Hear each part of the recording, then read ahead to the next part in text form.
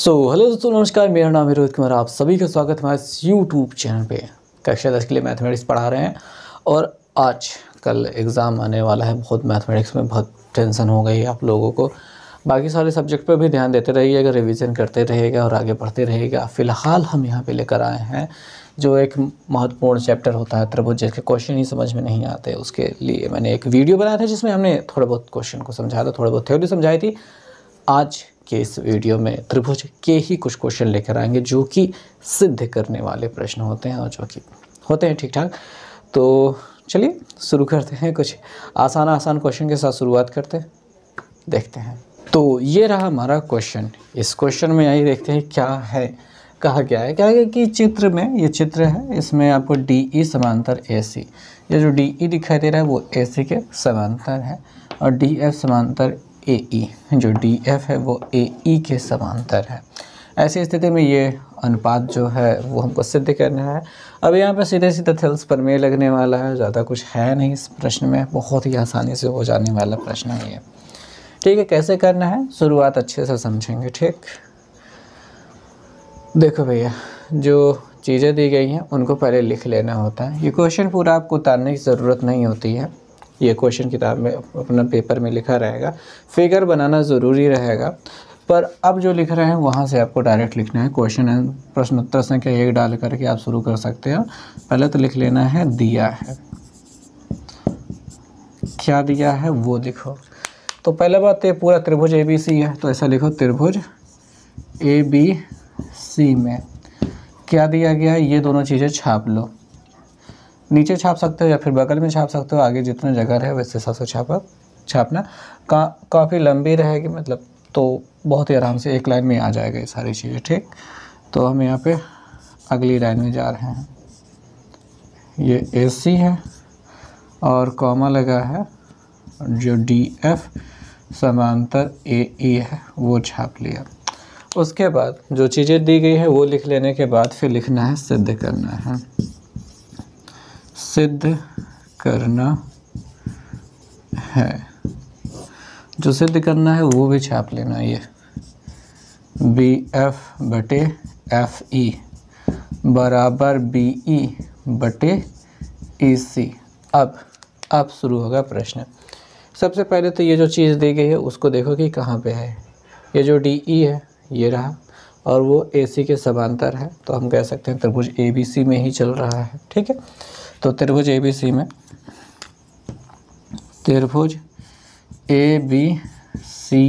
में ये जो दिया गया है DE समांतर AC। ठीक, ये जो DE है, ये जो लाइन दिखाई दे रही है ये AC के समांतर है। समांतर होने के साथ ही क्या हो जाता है, ये दोनों लाइनें अगर समांतर हैं तो क्या हो जाएगा भैया, यहाँ पे भुजाओं का जो अनुपात होगा वो बराबर हो जाएगा। कौन सी भुजाओं का अनुपात, ध्यान से देखो, इतना बटे इतना बराबर होगा, गिर गया, इतना बटे इतना, ये बराबर होगा। यही थेल्स प्रमेय होता है। आप लिख लेना आधारभूत समानुपातिकता प्रमेय से। आधारभूत समानुपातिकता प्रमेय से। ठीक है, ये ध्यान से देखना, ये कहाँ है, ये रहा DE और ये AC के समांतर है, तो BD बटे DA बराबर BE बटे EC। तो हम लिखेंगे BD बटे DA बराबर BE बटे EC। ये समीकरण नंबर 1 बन जाएगा, जो कि हम आगे प्रयोग करेंगे। और इसमें अगर ध्यान से देखोगे तो ये वाला हिस्सा यहाँ पे मिल रहा है जो सिद्ध करना है। ठीक है, ये मिल रहा है, एक हिस्सा मिल गया। अब इसको खोजना है, वो भी ये दूसरे वाले पार्ट से मिल जाएगा। ठीक, लिखना है पुनः। वैसे ही पुनः जो शब्द प्रयोग कर रहे हैं इसको चाहे तो ना प्रयोग करो, कोई दिक्कत की बात नहीं है। बस लिखो त्रिभुज ABC में कौन है, ये वाला चीज़ छाप लो। बस ऐसे, ज़्यादा सोचना नहीं है, बस ऐसे छाप लेना है। उसमें कोई बदलाव नहीं करने हैं, कुछ भी नहीं करना है। ठीक, फिर वही आधारभूत समानुपातिकता प्रमेय से। आधारभूत समानुपातिकता प्रमेय से। एक बच्चे ने हमसे पूछा कमेंट करके कि सर जो इतना लंबा लिख रहे हो आप, क्या हमें भी ऐसे एग्ज़ाम में लिखना होगा? देखो मैं खुद ही आलसी इंसान हूँ, मैं खुद ही कोशिश करता हूँ कितना कम से कम लिखना पड़े, तो आप समझ सकते हो मैंने कम लिखने की कोशिश की है तब इतना लिखा है। तो आप इससे भी कम करना चाहते हो तो बड़ी दिक्कत की बात हो जाएगी, इससे ज़्यादा लिखा जाता है। काम चलाओ, मैं लिख कर के काम ख़त्म कर देता हूँ। ओके, अब ये जो समांतर है कौन है? वो डी एफ समांतर ए ई है। तो यार ये त्रिभुज ए बी सी में नहीं हो पाएगा। अगर हम कह देते ए बी ई में तो भी ठीक रहता, इसको ए बी ई ही कह दो त्रिभुज, क्योंकि ए सी तक पहुंचने की ज़रूरत ही नहीं है, इस त्रिभुज तक रह जाने की ज़रूरत है, बस ख़त्म हो गई बात है। तो बस इतना ही रहने देते हैं, नाम बदल दिया हमने। ठीक, आधारभूत समानुपातिकता प्रमेय से क्या हो जाएगा? देखो इस त्रिभुज की बात कर रहे हैं और उसमें कौन सी दो लाइनें समांतर कह रहे हैं? इन दो लाइनों को समांतर कहने की कोशिश कह रहे हैं। अरे यार टिक जा भाई साहब, कोशिश तो है। तो इतना बटे इतना बराबर इतना बटे ये वाला पार्ट हो जाएगा।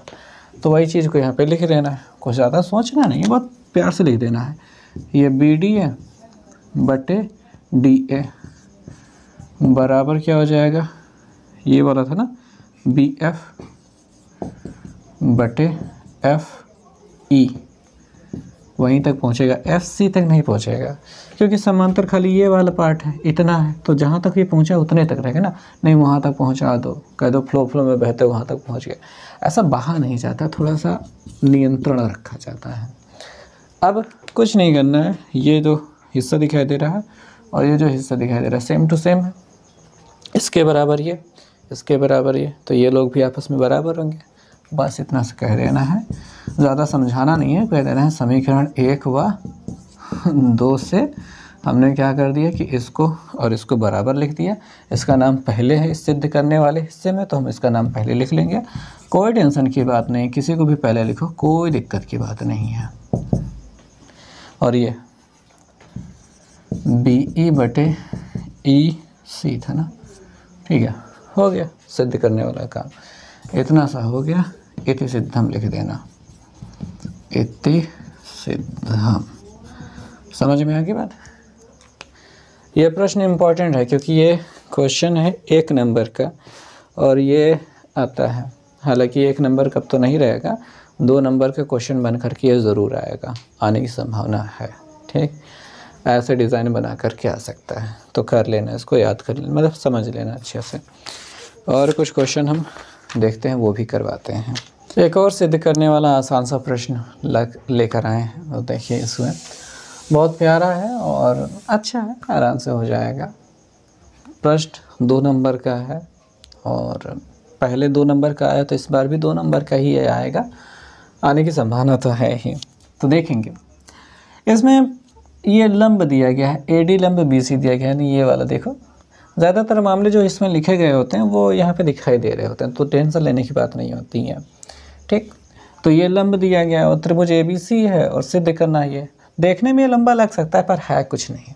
देखो मैं बताता हूँ कैसे करना है, वही पुराना काम, दिया है लिखना है पहले, ठीक है, दिया है ऐसा लिखना है। दिया है में क्या लिखना है? ये तो लिखना है, पर एक लाइन लिखना अच्छी बात होती नहीं है, तो हम लिख लेते हैं त्रिभुज ABC में, त्रिभुज ABC में ये लिख लेते हैं AD लंब BC। अब कुछ अच्छा लग रहा है, फिर सिद्ध करना है, वो लिख लेना है, सिद्ध करना है, सिद्ध करना है, ठीक है, सिद्ध करना क्या है और वो लिख लेते हैं। और सिद्ध करना है मैं यही छाप लेंगे, कुछ सोचना थोड़ी ना है इसमें, इन्होंने जो दिया है वही छाप लेना है, उसमें कुछ सोचोगे तो बहुत ज़्यादा समझदार हो जाओगे। तो ज़्यादा समझदार नहीं बनना है, कम समझदार रहो पर काम हो जाए, तो उतना सा काम कर लेना है। छाप लिया, हो गया।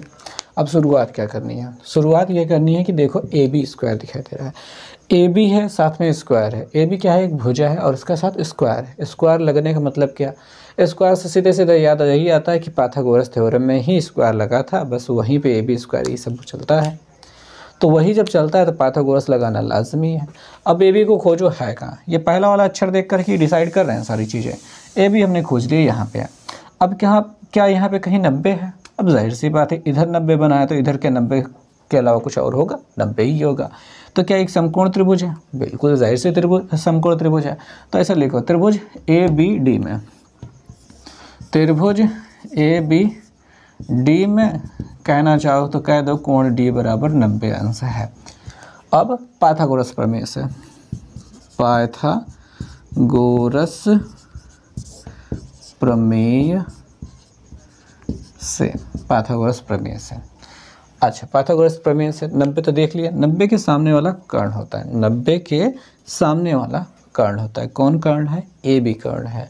तो जो कर्ण होता है वो अकेले रहता है, जो सबसे बड़ी भुजा होती है वो अकेले रहती है, बाकी दो जने साथे साथे रहते हैं। कौन? B D, B D square plus इसका नाम है ए डी स्क्वायर। ओके, ये एक समीकरण बन सकता है। लेकिन क्या यहाँ पे ए डी की ज़रूरत है? मतलब देखो, बी डी हमको दिखाई दे रहा है, ए बी हमको दिखाई दे रहा है, क्या ए डी की ज़रूरत है? इधर नहीं है। तो यहाँ पे ए डी की वैल्यू निकालो। क्या ए डी की वैल्यू निकालो? बी डी को इधर भेज दो, यानी कि A B square minus B D square कर दो बराबर ए डी स्क्वायर कर दो, ए डी स्क्वायर कर दो। समीकरण नंबर 1 बना दो। इतना समझ में आ गया? अब ये दोनों भाई साहब तो साथ साथ आ चुके हैं। अब कौन है? सी डी है। सी डी कहाँ दिखाई दे रहा है? ये दिखाई दे रहा है। और कौन है? ए सी है। ए सी यहाँ दिखाई दे रहा है। तो ये दोनों कहाँ पे आ रहे हैं? इस वाले त्रिभुज में आ रहे हैं। तो यहाँ पे भी 90 अंश है। तो बस शुरू हो जाओ, वहाँ पे भी यही लिखो। इधर लिख लेते हैं त्रिभुज, इसका नाम है ए सी डी। ए सी डी में चाहे तो लिख दो कि कोण डी पर 90 अंश है। तो पाइथागोरस प्रमेय से, पाइथागोरस प्रमेय से, पाइथागोरस प्रमेय से, पाइथागोरस प्रमेय से 90 कौन है? डी है। डी के सामने कौन है? कई बच्चे तो यही नहीं समझ पाते सर सामने का मतलब क्या हो गया। भाई ये वाला कोण 90 है, इसके सामने वाली भुजा ये है। कौन? ए सी। छोटी सी बात है, समझो ना। आप नहीं समझोगे, एग्ज़ाम आ गया तब कब समझोगे? समझ लो प्लीज़। तो ए सी हो जाएगा अकेला, बाकी दो जने हो जाएंगे साथ में, जिसका नाम है डी सी। डी सी लिख दें क्या? इसका नाम क्या है? यहाँ पे क्या है? सी डी दिया है ना, तो सी डी लेते हैं, डी सी कह लेंगे। सी डी स्क्वायर प्लस इसका नाम है ए डी स्क्वायर। फिर वही बात, ए डी की हमको ज़रूरत नहीं है तो ए डी का अकेले रखो, इसको इधर भेज दो। A C square minus C D square बराबर ए डी स्क्वायर हो जाएगा। समीकरण नंबर 2 हो जाएगा। अब ये दोनों चीज़ें में देखोगे, समीकरण 1 2 में दोनों जगह ए डी स्क्वायर बराबर ही है। ए डी स्क्वायर बराबर ये भी है, ए डी स्क्वायर बराबर ये भी है, यानी दोनों जने बराबर होंगे। तो हम यहाँ पे बस इतना लिखेंगे कि समीकरण 1 व 2 से, ज़्यादा मेहनत नहीं करनी, बस इतना से लिखना है। और इसको आगे लिख लेते हैं क्योंकि ए बी आ गया, तो इसको यहीं पे लिख लेते हैं। तो A B square minus B D square था, वो लिख लिया। इसको यहाँ पे लिख लेते हैं, A C square minus C D square हो गया। अब क्या करना है?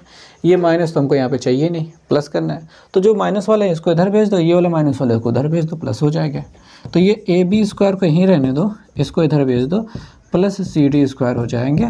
ये ए सी स्क्वायर को यहीं रहने दो, इसको उधर भेज दो, प्लस बी डी स्क्वायर हो जाएंगे। क्या इससे मिल रहा है? आप कहोगे सर बी डी आ गया है, ए सी पीछे है। कोई बात नहीं, बदल दो इनको, जगह अदला बदली कर दो। बी डी स्क्वायर यहाँ पे लिख दो, प्लस ए सी स्क्वायर लिख दो।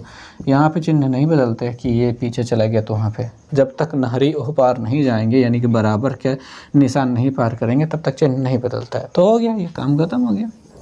इतना सा सिद्ध करना था ना। अब लिख दो इति सिद्ध। बात समझ में आ गई? सिद्ध करने वाला काम बहुत ज़्यादा आसान है।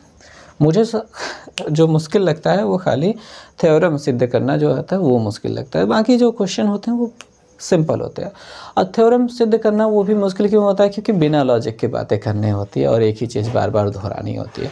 ये सारे क्वेश्चन में कुछ ना कुछ तो मतलब मनोरंजन बना रहता है, कुछ नया मिल रहा है, कुछ हो रहा है, कुछ हम कर रहे हैं। थ्योरम में यार वही बोरिंग सा काम है, वही रटो वही बार छाप दो। जैसे अंडर रूट दो को जब मिलता है सिद्ध करते हैं कि अपरिमेय है, तो उसमें वही सेम चीज़ छापनी होती है, वही लंबा सा छापो और हर बार वही लिखो। √3 के लिए भी लिखो, √5 के लिए भी लिखो। और जो प्लस वाला एक ही अलग से होता है उसके लिए भी सेम वही प्रोसेस रहते, कुछ रहता नहीं है। मैं बोर हो जाता हूँ उसको लिखते लिखते ही, बाकी कुछ रहता नहीं है उसमें।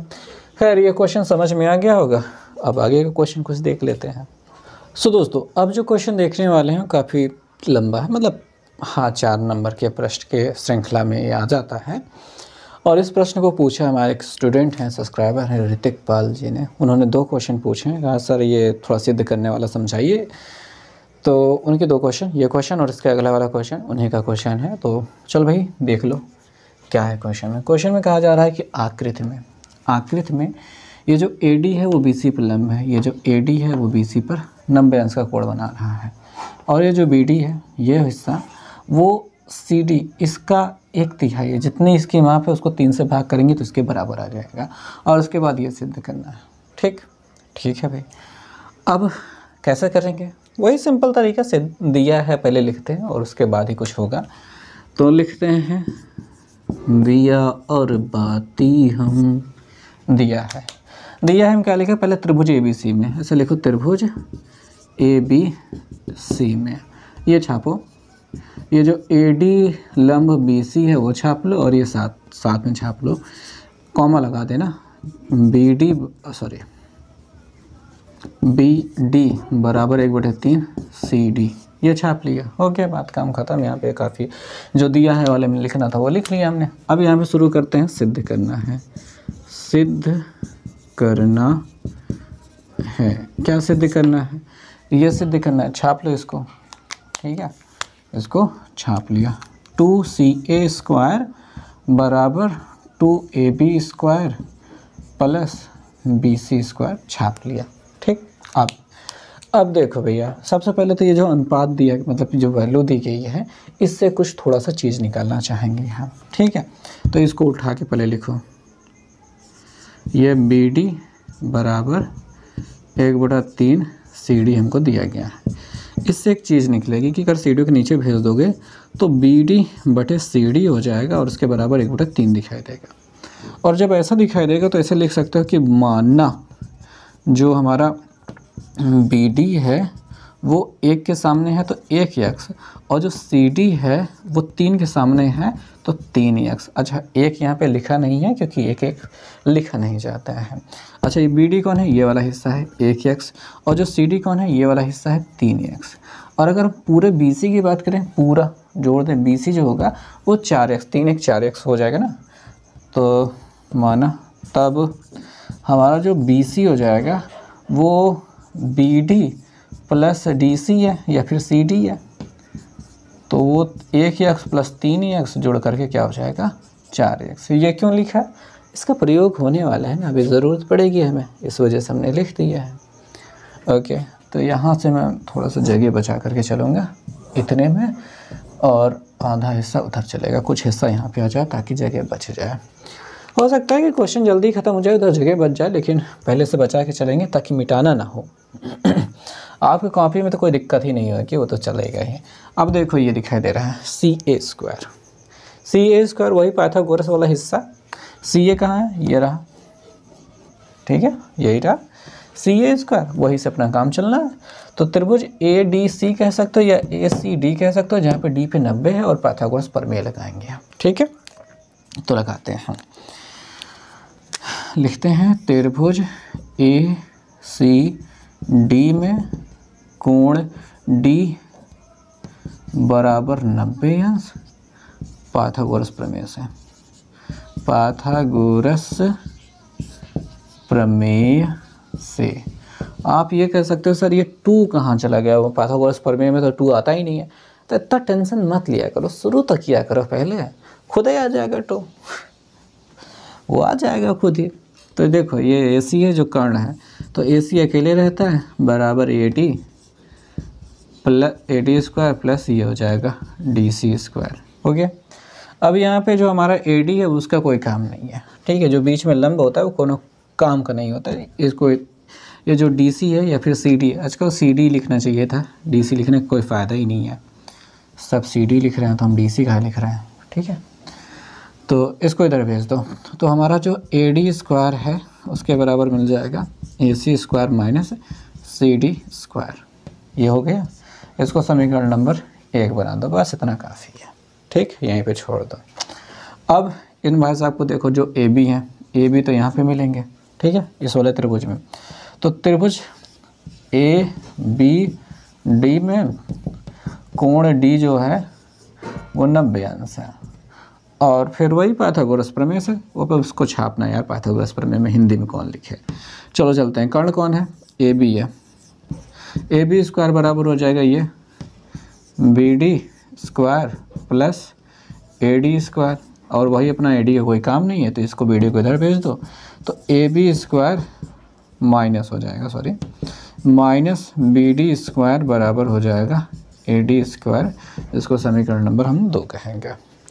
एक बार चेक कर लें, दिखाई दे रहा है, हाँ ठीक है। अब क्या करेंगे, ए डी स्क्वायर के बराबर ये भी है, ए डी स्क्वायर के बराबर ये भी है, तो दोनों लोग को बराबर करेंगे। समीकरण 1 और 2 से लिखेंगे, कुछ करना नहीं है, बस ऐसे लिखना है, समीकरण 1 व 2 से ए डी के बराबर ये भी है, ए डी के बराबर ये भी है, तो दोनों लोग को बराबर करके लिख देना है। आगे किसको लिखे, सी ए दिखाई दे रहा है ना, तो सी ए वाले मटेरियल को आगे लिखते हैं। सी ए हमने ए सी लिख के रखा है, कोई दिक्कत की बात नहीं, वो हम बदल देंगे लास्ट में। सी डी बराबर हो जाएगा, इन भाई साहब को लिखो जो कि हैं A B square minus B D square हो गया। अब ये जो हमने वैल्यूज़ निकाली थी ना, ये जो अब वहाँ पर रखने की ज़रूरत आ गई है, रखते हैं पहले, ठीक है। इसको उधर भेज देते हैं या फिर रख ही लेते हैं। A C square minus C D की जो वैल्यू थी, सी डी तो थी 3x, तो 3x रखते हैं, 3x इसका होल स्क्वायर हो जाएगा बराबर ये जो ए बी है तो इसे रहने दो, और ये जो बी डी है, बी डी 1x था तो वहाँ पे 1x रखते हैं, उसका स्क्वायर करेंगे तो वही रहेगा। अब ये वर्क कर देते हैं, 3 3 का 9x स्क्वायर हो जाएगा। अच्छा ध्यान से देखना, यहाँ पे प्लस मत कर देना, बहुत समझदार व्यक्ति हो, कहते हो सर वर्ग हो रहा है प्लस हो जाएगा, नहीं, ये जो माइनस है वो बाहर है, ठीक है, तो उस पर कोई प्रभाव नहीं पड़ेगा। A B square minus X square है, पड़ा रहने देते हैं, इसको उधर भेज देते हैं। ए बी को इधर नहीं लाएंगे, क्यों नहीं लाएंगे, क्योंकि भैया ए सी जो है वो यहाँ पे है, सी ए लिखा है, ए सी यहाँ पे है, ए बी बराबर के उस पार जहाँ है वो अपनी जगह पे फिक्स है, पड़ा रहने तो बस ये बी सी लाना है, लाते हैं, थम जाओ, पहले इसको उधर भेजो। ये माइनस एक्स स्क्वायर है, ये वाला उधर जाकर फिर प्लस 9x स्क्वायर हो जाएगा, 9 में से 1 ही घट जाएगा, तो क्या मिल जाएगा, अरे यार यहाँ पे ए बी है, 8, 9 में से 1 गया, 8 बचेगा, ये बड़ा है प्लस में है तो इस वजह से प्लस में आएगा 8x स्क्वायर। ओके, इतना मिल गया।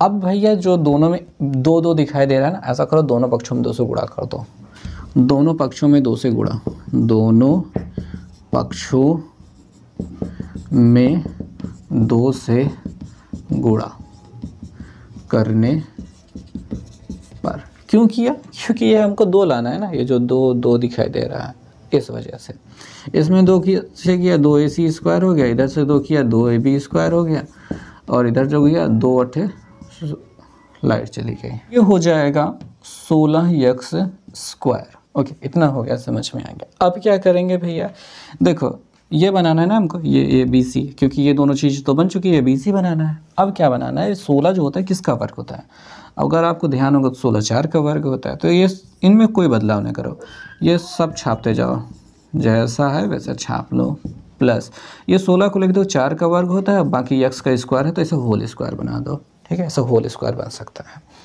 अब देखो जो 4x है वो किसके बराबर है, BC के बराबर है, पहले इसीलिए बनवाया था भैया, 4 किसके बराबर है, वो BC के बराबर है, तो यहाँ पे 2ac स्क्वायर बराबर 2ab स्क्वायर, और यहाँ पे जो हमारा 4x है वो BC के बराबर है, तो BC स्क्वायर हो जाएगा।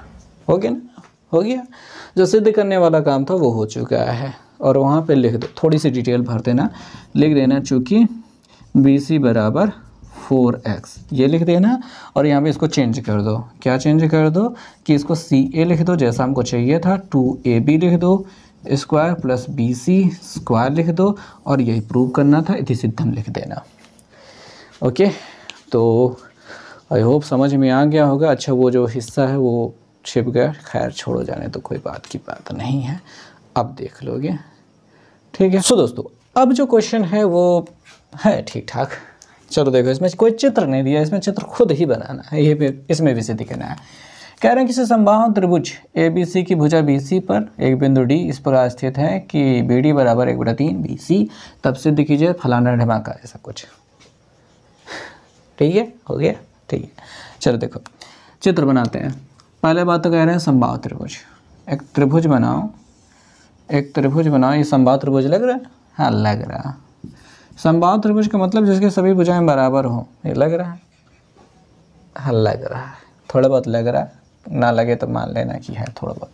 और BC पर एक बिंदु है, कौन? D है, D है, जो बीचों बीच नहीं है, थोड़ा सा इधर की ओर है। कहाँ पे? इधर की ओर है, क्योंकि BD जो है BC का 1/3, सॉरी यहाँ पे D है यार, B थोड़ी ना, ये है D। इस प्रकार है कि जो BD है, यानी कि जो BD वाला हिस्सा, ये वाला हिस्सा है, वो BC का, BC यानी पूरे का 1/3, जितना ये पूरा हिस्सा है उसको 3 बराबर भागों में बांट दिया जाए। ये देखो 1 2 3 ऐसा लग रहा है, तो ये इस वाले हिस्से पर है D, ठीक है। यही है इस प्रश्न का मूल हिस्सा। और हमको सिद्ध करना है कि AD स्क्वायर, तो बिना मिलाए तो AD तो बनेगा नहीं, बना दो AD स्क्वायर। अब AD स्क्वायर है और 7AB स्क्वायर का 7 गुना, मतलब ऐसा कुछ सिस्टम चल रहा है। अब देखो थोड़ा सा एक बात समझो कि बिना पाइथागोरस के स्क्वायर तो आता नहीं है। तो पाइथागोरस होने के लिए 90 अंश का कोण होना चाहिए, और 90 अंश का कोण होने के लिए एक लंब होना चाहिए, और लंब होने के लिए लंब डालना पड़ेगा। लंब डालो भैया, यहाँ से एक लंब डाल देते हैं, यहाँ पे E डाल देते हैं, हो गया लंब, 90 अंश का कोण बनाते हुआ। अब बिना पाइथागोरस के मतलब काम तो होता नहीं है, तो हो गया, ये सारी चीज़ें बन गया। अब इसके प्रश्न को हल करने के लिए फील्डिंग बहुत ज़्यादा तैयार करनी पड़ेगी, बहुत सारी चीज़ें हैं जो डिटेल्स में भरनी पड़ेंगी, उसके बाद ही जाकर ये प्रश्न हल हो पाएगा। तो काफ़ी लंबा है, ये 6 नंबर का क्वेश्चन हो सकता है यह, ठीक है, काफ़ी है मजबूत किस्म का प्रश्न। तो चलिए शुरुआत करते हैं। सबसे पहले तो दिया है से, दिया है, क्या दिया है? त्रिभुज ABC, समबाहु त्रिभुज है, त्रिभुज ABC समबाहु त्रिभुज है, ये एक अच्छी बात है, ठीक। BC पर D इस प्रकार स्थित है कि ये फलाना ढिमाका या फिर ऐसे लिख दो कि BD बराबर 1/3 BC, बस इतना सा लिख दो, बहुत है, पर्याप्त है। सिद्ध करना है वाला छापो, सिद्ध करना है। ये है जो 9AD स्क्वायर बराबर 7AB स्क्वायर। ओके, ये बार बार मैं जब बंद करता हूँ तो पट से आवाज़ आती है। इससे थोड़ा सा एक बात याद आ गई, मैं कोचिंग पढ़ाने गया था, तो वहाँ पे एक टीचर नए नए आए थे पढ़ाने के लिए। उन्होंने क्या किया, मार्कर खोला, ढक्कन उधर रखा, पढ़ाना शुरू किए, और जब जाने लगे मार्कर से छोड़ के चले गए। भाई इसको बंद करना पड़ता है, सूख जाता है, ये चलता नहीं है, फिर ख़राब हो जाता है। पर हो जाता है कई बार कुछ लोगों के साथ समस्याएं। अब हमको यहाँ पे रचना करनी पड़ी थी, रचना, ठीक है। हमने रचना अपने से करी थी। क्या रचना करी थी? हमने AE लंब BC खींचा था, ठीक। अब यहाँ पे कुछ उपपत्तियाँ होती हैं, उपपत्ति,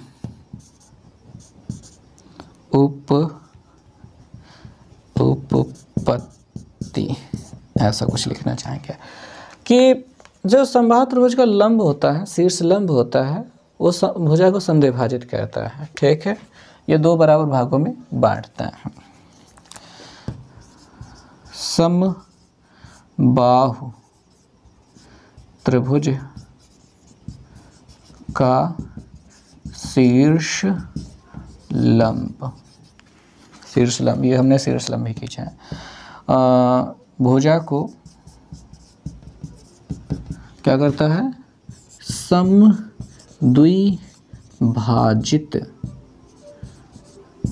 करता है, समद्विभाजित यह करता है यानी दो बराबर भागों में बांटता है। ऐसी स्थिति में ये दोनों बराबर होंगे, तब हमारे पास जो BE हो जाएगा वो बराबर हो जाएगा AC के। ओके, एक चीज़ ये हो चुकी है। और अभी हमको काफ़ी कुछ लफड़ा लंबा खींचना है, तो आइए लफड़े की शुरुआत करते हैं। ठीक है, शुरुआत यहाँ से करते हैं।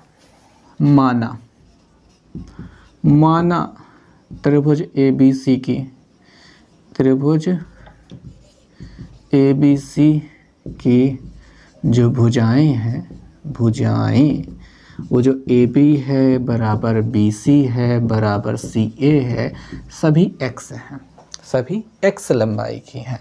ये भाई साहब x लंबाई की, ये भाई साहब x लंबाई की, पूरे वाले भाई साहब x लंबाई के। ठीक, तब ये जो भाई साहब बराबर थे दोनों लोग, जो BE बराबर EC था, ये बराबर हो जाएंगे, ये BC का आधा हो जाएंगे, BC का आधा हो जाएंगे, और जो कि बराबर हो जाएगा x/2। एक चीज़ ये निकल के आई, तथा, अरे दो सही से बन जाना है, उड़ती हुई चिड़िया समझ लेंगे, तथा ये बराबर था, ये जो दिया गया है। ठीक है, ये जो BD बराबर था 1/3 BC के, और BC क्या है, BC x है, BC क्या है, x है, तो हमारा जो BD हो जाएगा वो 1/3 x या फिर x/3 हो जाएगा। ठीक, ये हो जाएगा, इससे ये मिला, यहाँ पे लिख दो, अरे थोड़ा दूर ना लिखो, क्योंकि BC बराबर x है, समझे, ये हो की बात है। अब और भी चीज़ें मिलेंगी, और भी चीज़ें निकालनी है। ये जो BD है वो x/3 हो गया है, और ये जो BE है वो x/2 हो गया यहाँ से। अब हमको ये वाला हिस्सा भी निकालना पड़ेगा, क्यों, क्योंकि इसकी भी ज़रूरत पड़ेगी हमें, इसी वजह से निकाल रहे हैं। तब या फिर यहाँ पे लिख देते हैं बस ऐसे, ये चीज़ें हो गई, तथा लिख देते हैं। ये जो हमारा DE है वो कितना है, वो पूरा, यानी कि BE माइनस BD है। समझ में आता है कि नहीं आता है घटाना? हमको इसकी वैल्यू निकालनी है, तो पूरे में से ये वाला घटा देंगे तो इसकी वैल्यू मिल जाएगी। ये आता है कि नहीं समझ में? अगर नहीं समझ में आता है ना, तो बड़े मुश्किल में पढ़ने वाला है, ये सवाल बहुत मुश्किल होने वाला है तुम्हारे लिए। ये जो BE है यहाँ पे निकला ना x/2 रखो, और ये जो BD है यहाँ पे निकला ना x/3 यहाँ रखो।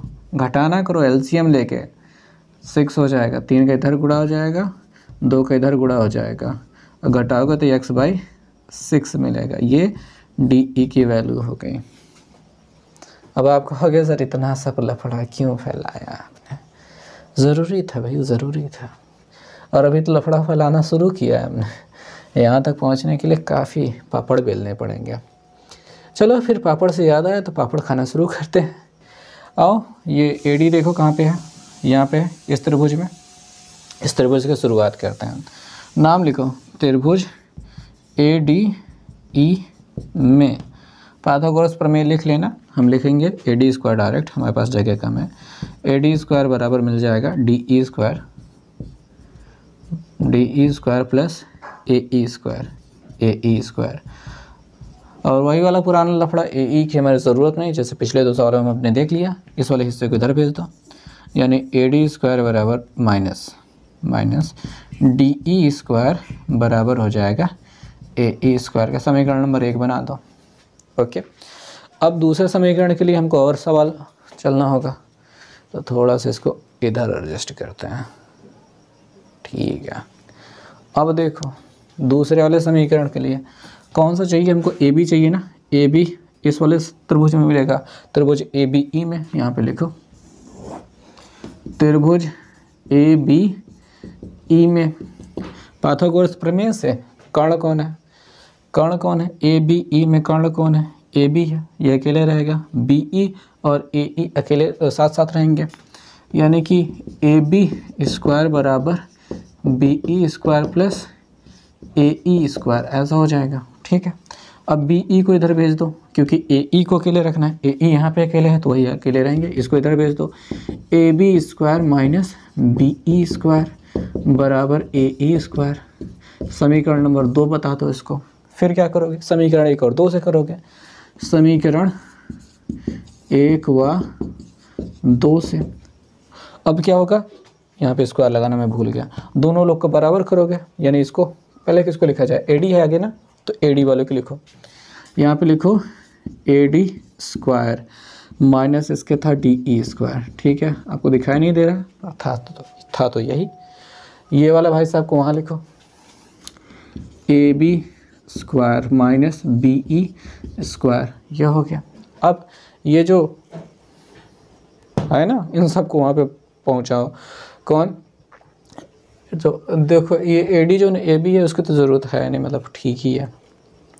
हमको क्या चाहिए, डी ई की जगह पे x/6 है वो लिखो, यहाँ पे ए डी को पढ़ा रहने दो, यहाँ पे x/6 लिखो, होल स्क्वायर हो जाएगा बराबर ए बी तो यहीं रहने दो, माइनस बी ई है, बी ई कौन है, ये है x/2 है, यहाँ पे लिखो। ठीक है, और क्या करना है, ये वाला हिस्सा उधर भेज देना है, कुछ काम तो होगा नहीं, कुछ ना कुछ तो करना ही पड़ेगा। या फिर चलो ठीक है भाई, पहले इसका वर्क करते हैं फिर बताते हैं। यहाँ पे ए डी स्क्वायर माइनस यहाँ पे एक्स स्क्वायर बटे 36 हो जाएगा, यहाँ पे A B square minus X square बटे 4 हो जाएगा। अच्छा, इसको उधर ही भेजो, कुछ तो करना होगा।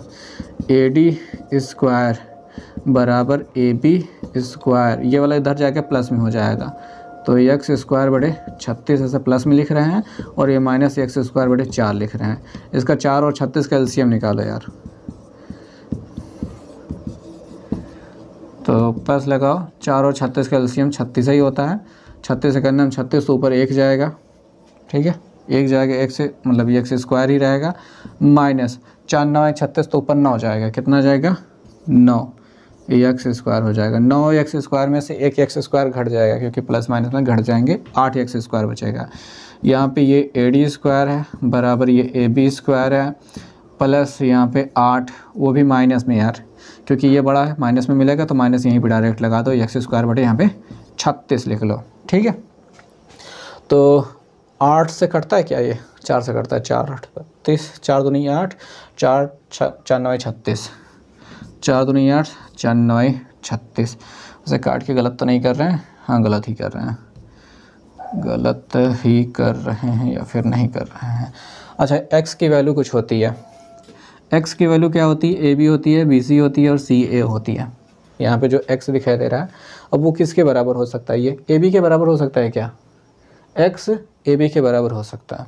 ठीक है, उस x की जगह पे ए बी रखना है हमको। फिलहाल तो इसको 4 से काटो, 4 दूनी 8, 4 9 36। ठीक है, अब वहाँ पे ए बी के रख देते हैं डायरेक्ट, क्योंकि रखना ही है। क्यों रखेंगे, क्योंकि रखना ही है, x से तो अपना काम होगा नहीं ना। रुको, अब देखो भैया, यहाँ पे उसको रखना ही रखना है, बिना रखे कोई काम होगा नहीं। यहाँ पे ये ए डी स्क्वायर रखो बराबर रखो, यहाँ पे ए बी स्क्वायर रखो, यहाँ पे -2 रखो, और इसकी जगह पे ए बी स्क्वायर हो जाएगा। अच्छा, एक कोष्टक है बना रहे हैं, ए बी स्क्वायर ही डायरेक्ट लिख लेते हैं, बटे 9 है जो ऐसा रह देते हैं। इनको थोड़ा सा घटाओ जोड़ो, 9 1 9 एलसीएम जाएगा ना, समझ तो रहे होगे। इसके बटे 1 एलसीएम 9 हो जाएगा, 9 के इधर गुणा कराओगे 9 A B square -2 A B square. अब इस 9 को गुणा इधर कराएंगे हम, ठीक है। तो यहाँ पे ए डी स्क्वायर जो है, अब ये 9 से गुणा हो जाएगा 9 हो जाएगा, 9 में से 2 घटाने पे क्या हो जाएगा 7 ए बी स्क्वायर बच जाएगा। क्या ये हो चुका है? अब इसमें ये मत कहना कि यहाँ पे सर थोड़ा सा समझ नहीं आया। भाई मुश्किल तो है ही, ये जो सिद्ध करना था वो सिद्ध करना था वही आया ना, यहाँ पे आ गया है। अब यहाँ पे हाँ कभी कभी हो सकता है कि मैंने चीज़ें मुश्किल कर दी हों, पर इसको ऐसे ही करना था यार, क्या ही कर सकते हो।